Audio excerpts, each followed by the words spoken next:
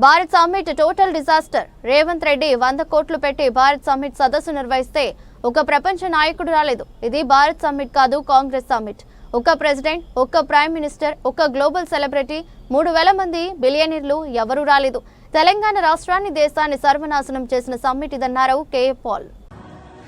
I am shocked for Ravant Reddy's 100 crore Bharat Summit inviting 200 countries, presidents and prime ministers.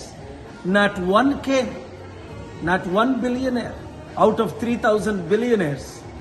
This is Congress Summit or Global Bharat Summit.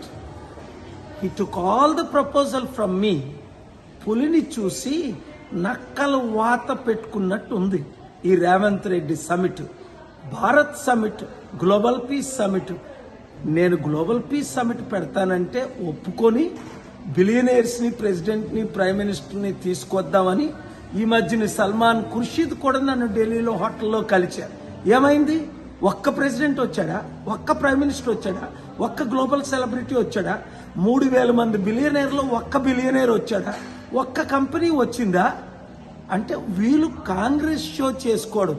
Congress summit అని పెట్టుకొని Colombia నుంచట, Argentina నుంచట ఎప్పుడో farmer మినిస్టర్లు. ఎంత సిగ్గుచేటు!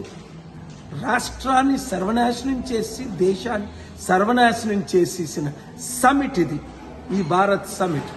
పేరుకి భారత్, ఒక్కడు భరతుడు రాలేదు. ఇప్పటికైనా రేవంత్ రెడ్డి బుద్ధి తెచ్చుకుంటే ఇక్కడ టర్కీలో ఎలాంటి సమిట్ పెట్టావు?